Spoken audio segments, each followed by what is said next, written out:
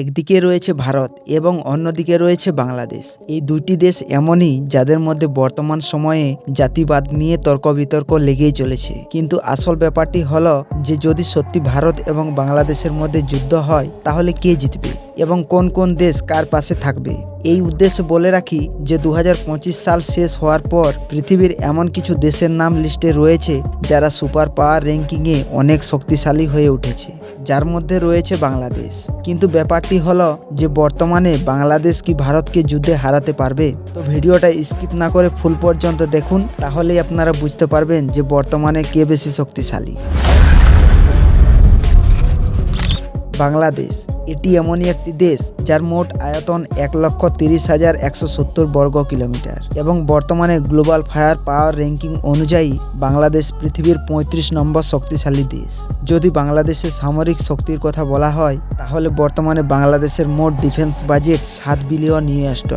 অপরদিকে ভারত পৃথিবীর 7ম বৃহত্তম দেশ, যার মোট আয়তন 32,87,590 বর্গ কিলোমিটার এবং বর্তমানে গ্লোবাল ফায়ার পাওয়ার র্যাঙ্কিং অনুযায়ী ভারত পৃথিবীর 4 নম্বর শক্তিশালী দেশ।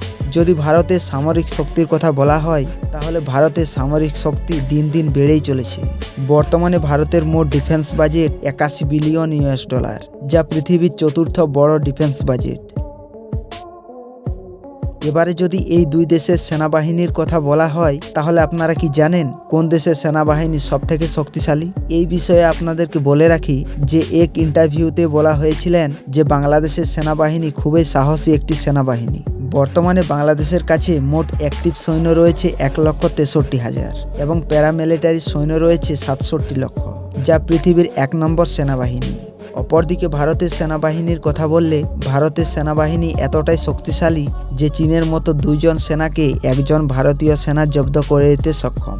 বর্তমানে ভারতের কাছে মোট সৈন্য রয়েছে 1,04,31,000, যার মধ্যে অ্যাক্টিভ সৈন্য রয়েছে 14,55,000, রিজার্ভ সৈন্য রয়েছে 12,50,000 এবং প্যারামিলিটারি সৈন্য রয়েছে 25,27,000। তাহলে সেনাবাহিনীর দিক দিয়ে দেখলে বাংলাদেশের তুলনায় ভারত অনেকটাই শক্তিশালী। কিন্তু সৈন্য বেশি থাকলেই যুদ্ধে জেতা যায় না, কারণ বর্তমানে যুদ্ধ করতে গেলে প্রচুর পরিমাণে অস্ত্রের প্রয়োজন হয়। যা বাংলাদেশের কাছে মোট যুদ্ধ ট্যাঙ্ক রয়েছে 320টি, আর প্রতিটা ট্যাঙ্ক বাংলাদেশ চীনের কাছ থেকে কিনেছেন এবং বাংলাদেশের ট্যাঙ্কগুলো খুবই আধুনিক। ট্যাঙ্ক ছাড়াও বাংলাদেশের কাছে আর্মড ভেহিকলস রয়েছে 13,100টি, সেলফ আর্টিলারি রয়েছে 27টি, ডাউট আর্টিলারি রয়েছে 437টি। তবে বাংলাদেশের বেশিরভাগ আর্টিলারিগুলো খুবই পুরনো টেকনোলজির। এ সকল ছাড়াও বাংলাদেশের কাছে বিভিন্ন রকমের রকেট লঞ্চার সিস্টেম রয়েছে, যেগুলোর সংখ্যা মোট 71টি।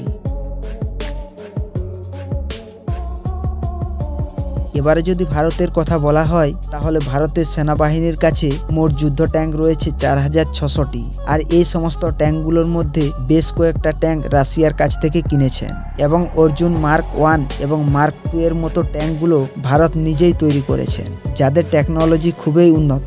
এছাড়াও ভারতের কাছে মোট আর্মড ভেহিকলস রয়েছে 1,50,000টি, সেলফ আর্টিলারি রয়েছে 142টি, ডাউট আর্টিলারি রয়েছে 3,243টি এবং এই সমস্ত আর্টিলারিগুলোর রেঞ্জ অনেক বেশি।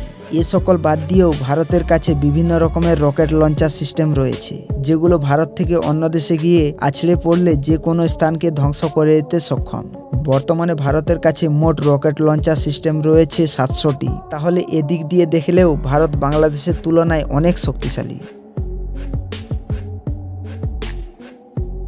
এবারে যদি এই দুই দেশের বায়ুসেনার কথা বলা হয় তাহলে বাংলাদেশের বায়ুসেনা 3-4 বছরের মধ্যে অনেকটা উন্নতি করেছেন, কারণ বর্তমান সময়ে বাংলাদেশের বিমান বাহিনীতে মোট সৈন্য রয়েছে 17,500 এবং বর্তমানে বাংলাদেশের কাছে মোট যুদ্ধ বিমান রয়েছে 220টি, যার মধ্যে MiG-29, ইয়ক এবং F-7 এর মতো বেশ কয়েকটা লড়াকু বিমান রয়েছে বাংলাদেশের কাছে। শুধু তাই নয়, বাংলাদেশের কাছে রয়েছে 74টির বেশি অ্যাটাক টাইপ হেলিকপ্টার, যেগুলো বাংলাদেশ চীনের কাছ থেকে কিনেছেন। তবে জানা গেছে যে বাংলাদেশ চীনের কাছ থেকে জেট-10Cর মতো 20টি বিমান কেনার পরিকল্পনা করছেন তারা।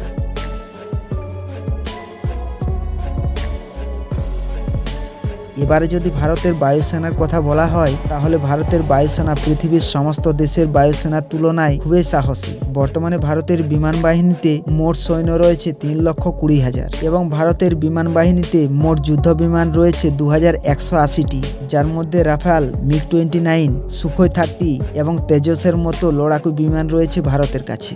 এছাড়াও 900টির বেশি অ্যাটাক টাইপ হেলিকপ্টার রয়েছে ভারতের। তো এই গেল তাদের বিমান বাহিনী। এবারে যদি এই দুই দেশ জলপথে যুদ্ধ করেন সেদিক থেকে তাহলে কে জিতবে?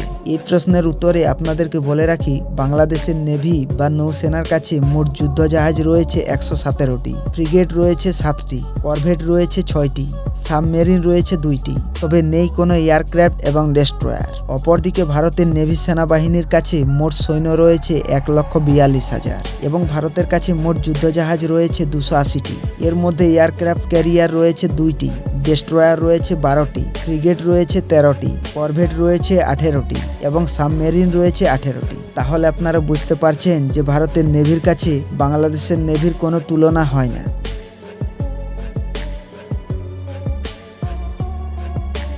এবারে যে বিষয়টি আলোচনা করব সেটা হলো পরমাণু বোমা। আপনাদেরকে বলে রাখি, বর্তমান সময়ে যুদ্ধ করতে গেলে সবথেকে আসল অস্ত্র হলো পরমাণু বোমা, যেখানে বর্তমান সময়ে ভারতের কাছে মোট 180টি পরমাণু বোমা রয়েছে, যার মধ্যে অগ্নি 3, অগ্নি 5 এবং ব্রাহ্মসের মতো ব্যালিস্টিক মিসাইল রয়েছে ভারতের কাছে।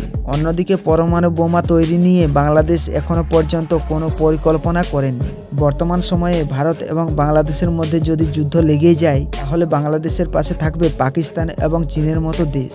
অন্যদিকে ভারতের পাশে দাঁড়াবে একমাত্র রাশিয়া এবং ইসরায়েল। কিন্তু বর্তমানে যুদ্ধ লাগা মানেই হচ্ছে পৃথিবী ধ্বংসের দিকে এগিয়ে যাওয়া, কারণ বর্তমান সময়ে প্রতিটা দেশের কাছে এমন কিছু পরমাণু বোমা রয়েছে যেগুলো ধ্বংস মানে সব শেষ। তো আপনারা কি চান এই সুন্দর পৃথিবীটা নষ্ট হয়ে যাক? তো এই দুইটি দেশের মধ্যে আপনারা কোন দেশ থেকে ভিডিওটি দেখছেন তা কমেন্ট করে জানাবেন। তো এই ছিল আজকের ভিডিওটা যদি ভালো লাগে একটা লাইক দিয়ে চ্যানেলটি সাবস্ক্রাইব করবেন। দেখা হবে পরের ভিডিওতে। ভালো থাকবেন, ধন্যবাদ।